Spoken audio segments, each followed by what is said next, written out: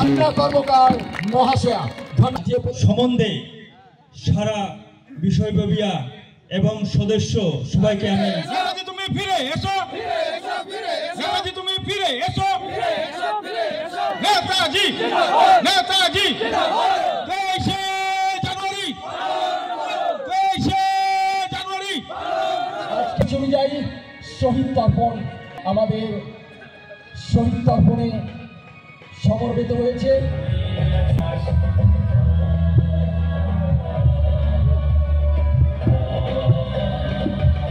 সর্বপ্রথম ভারতবাসী তথা আসামে বসবাস করা সকল জনগণকে সারা আসাম বাঙালি যুব ছাত্র ফেডারেশনের তরফ থেকে ধন্যবাদ, বৈপ্লবিক অভিনন্দন জ্ঞাপন করা হচ্ছে। আজ বিশ্ববরেণ্য নেতাজি সুভাষচন্দ্র বসুর 127তম জন্মজয়ন্তী। এই জন্মজয়ন্তীটিকে পালন করার জন্য সারা আসাম বাঙালি যুব ছাত্র ফেডারেশনের আয়োজনে ফকিরাগামে যে অভ্যর্থনা সমিতির বানানো হয়েছে তার সভাপতি সম্পাদক তৎসাথে যারা এই কার্যকমিকার সহিত জড়িত আছে তাদেরকে সবাইকে আমরা আমাদের তরফ থেকে অভিনন্দন এবং বৈপ্লবিক জ্ঞাপন জানাচ্ছি। আজ নেতাজি সুভাষচন্দ্র বসুর জন্মজয়ন্তী আমরা সবাই পালন করছি। একটু আগে আপনারা দেখলেন, আপনাদের মাধ্যম দিয়ে রাষ্ট্রীয় পতাকা উত্তোলন হলো। জাতীয় পতাকা শহীদ বাঙালি যুব ছাত্র ফেডারেশনের বহু শহীদের দ্বারা যে পতাকাটি বানানো হয়েছিল সেই পতাকাটি এইমাত্র উত্তোলন হলো এবং শহীদ দর্পণ হলো। অভ্যর্থনা সমিতির প্রতিটি পদক্ষেপের মাধ্যম দিয়ে কার্যকমিকা চলবে। আমার পূর্বের কিছু বক্তা এখানে বলে গেছে যে নেতাজির একটি স্লোগান ছিল, তুমি আমাকে রক্ত দাও, আমি তোমাকে স্বাধীনতা দিব। আসলে নেতাজি সুভাষচন্দ্র বসু এই আওয়াজটা যেদিন দিয়েছিলেন সেই সময় অ্যাকচুয়ালি রক্ত শব্দের অর্থ এখানে বুঝিয়েছে তোমরা সকল ব্যক্তিরা যারা ভারতবর্ষে বসবাস করছিলে, সেই অখণ্ড ভারতবর্ষকে তিনি আহ্বান করছিলেন যে তোমরা তোমাদের হৃদয় দিয়ে আমাকে সাহায্য করো, আমি তোমাকে স্বাধীনতা দিব। আসলে আমরা একে যেভাবে বর্ণনা করি আসলে সেই বর্ণনার মাঝখান দিয়ে একটু তরিতম্য আছে, তাই তাকে বুঝে কাজ করা আমাদের প্রয়োজনীয়তা আছে। আর বিশেষ কিছু নয়, আজকে সারাদিন ব্যাপী কার্যকমিকা আছে।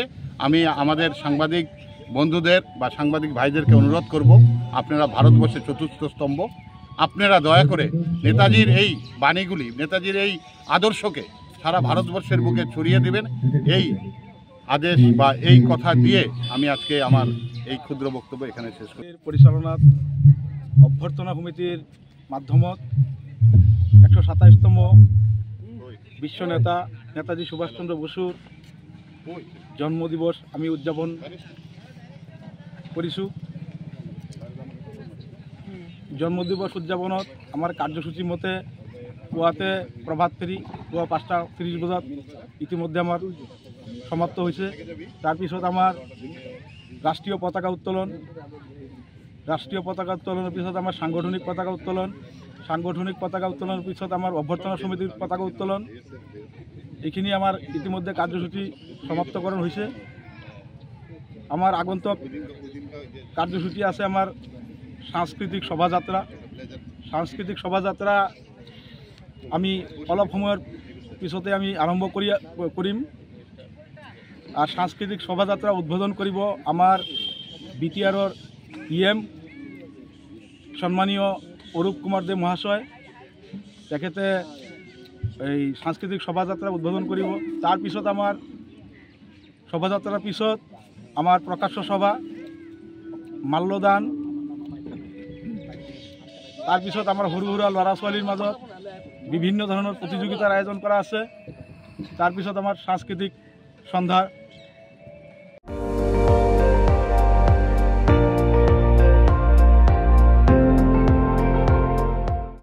আপুনি চাই আছে ND24, সৰ্বশ্ৰেষ্ঠ নহয় সৰ্বোত্তমৰ দৌৰ।